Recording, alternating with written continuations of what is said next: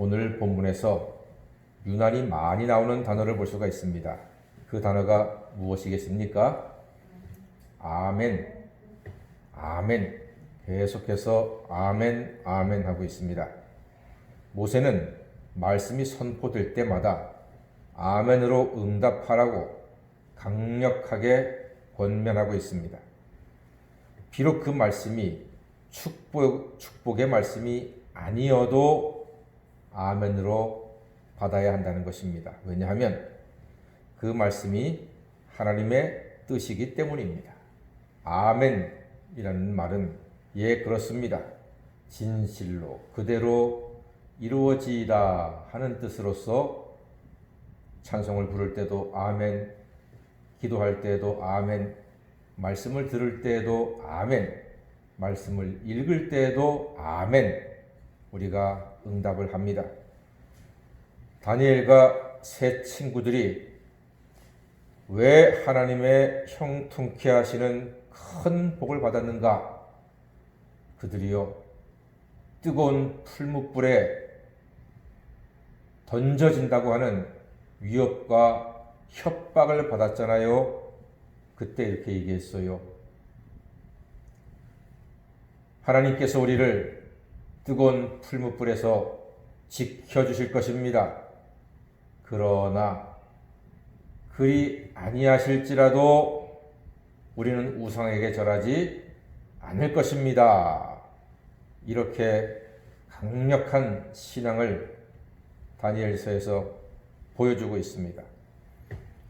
하나님이 벌을 내려도 아멘으로 순종하겠다고 하는 그 믿음 위에 하나님이 큰 복을 주셨습니다. 하나님의 뜻에 아멘으로 응답할 때 하나님께 큰 영광을 돌리게 됩니다. 고린도후서 1장 20절에 이렇게 기록되어 있습니다. 하나님의 약속은 얼마든지 그리스도 안에서 예가 되니 그런즉 그로 말미암아 우리가 아멘하여 하나님께 영광을 돌리게 되느니라 했습니다. 우리가 믿음으로 아멘하면 누구에게 영광을 돌린다고요? 하나님께 영광을 돌린다고요. 우리가 아멘하면 하나님께 무엇을 돌린다고요? 영광을 돌린다는 것입니다. 그러므로 아멘으로 응답하는 믿음은 정말 귀하고 복된 믿음입니다. 믿음이 없이는 아멘 소리가 나오지 않습니다. 찬송과 기도와 말씀과 그 어떤 문장이나 어떤 구절에서도 아멘 하는 것은 큰 믿음입니다. 아멘 함으로 말미암아 하나님께 영광 돌리게 되는 줄로 믿습니다. 그래서 아멘 신앙이 크고 중요한 것입니다. 오늘 말씀 신명기 27장에서도 축복의 그리심산과 저주의 에발산에 서서 저주의 말씀에 아멘으로 응답하라고 하나님 말씀하셨습니다. 축복의 말씀은요, 누구나 아멘 합니다. 어쩌면 믿음이 별로 없어도 축복의 말씀이 선언되면 아멘 할 수 있습니다. 하지만 저주의 말씀을 아멘으로 받는 것은 쉽지가 않습니다.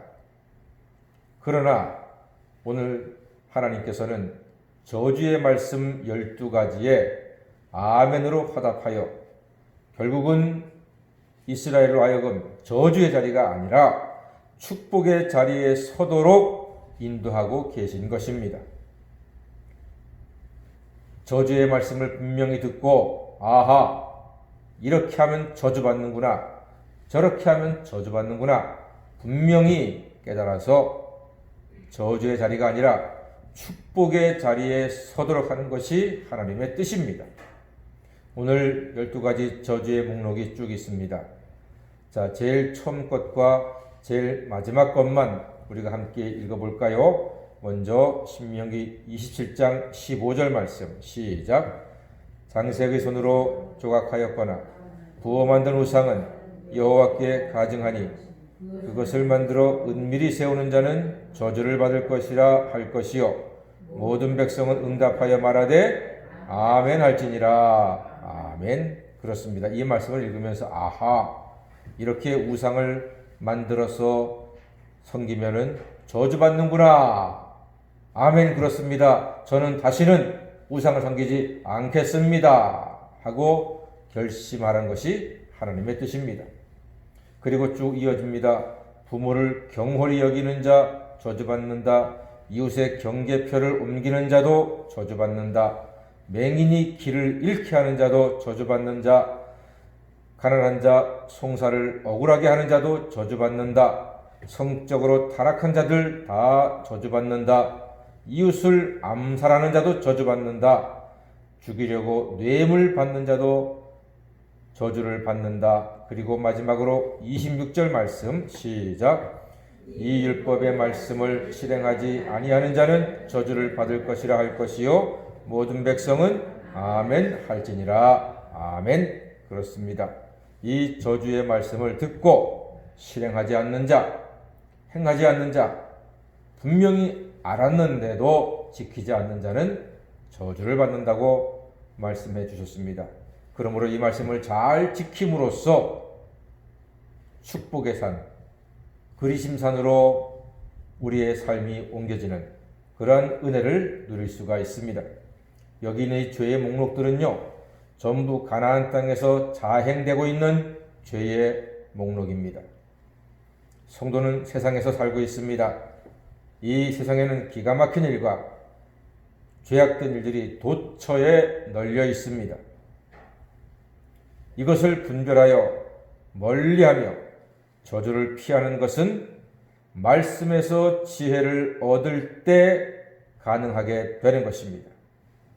죄의 권세가 늘 앞에 엎드려서 우리를 유혹할 것입니다.